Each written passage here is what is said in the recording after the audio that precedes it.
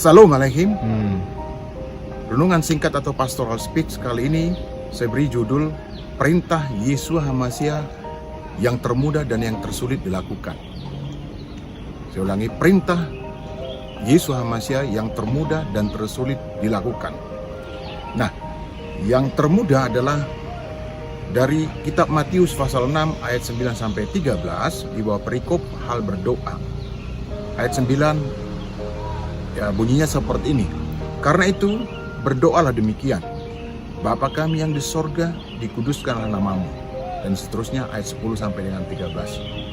Nah, yang tersulit adalah dari kitab Matius pasal 7 ayat 1 di bawah perikop hal menghakimi.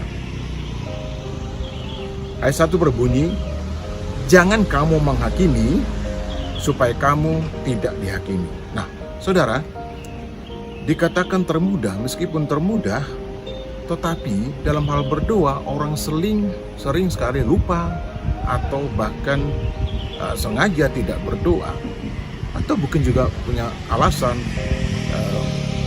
saya tidak punya waktu. Nah itu, padahal apa sih sebenarnya susahnya untuk berdoa, mengucap syukur? Tidak perlu panjang-panjang sebagaimana doa tadi diajarkan oleh Tuhan Yesus HaMashiach. Nah, yang tersulit ini soal menghakimi. Menghakimi maksudnya bukan hanya menuduh atau berprasangka terhadap orang lain, tetapi juga jika kita membandingkan diri kita dengan orang yang misalnya memberitakan firman, menyampaikan kabar baik, itu juga termasuk menghakimi.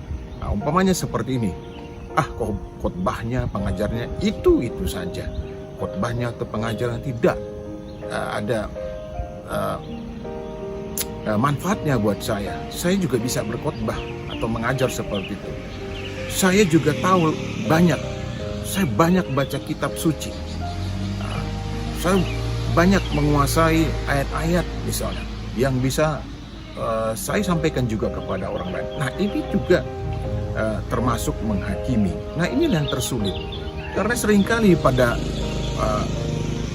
faktanya begitu ya, perpecahan di dalam komunitas, di dalam persekutuan doa, bahkan di dalam gereja ataupun juga di dalam sinode itu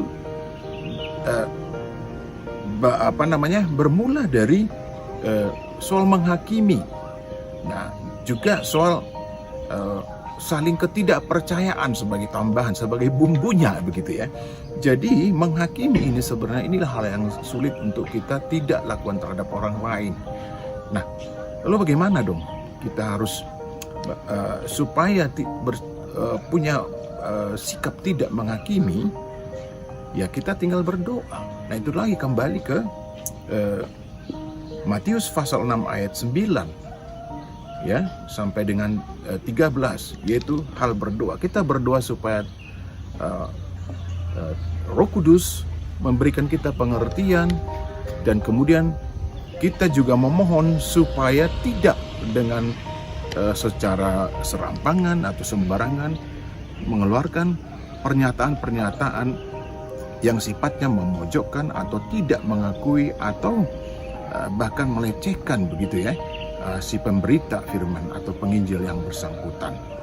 Nah, itulah Bapak Ibu Saudaraku yang perlu kita mari pahami bersama supaya dalam kehidupan kerohanian kita kita semakin diberkati.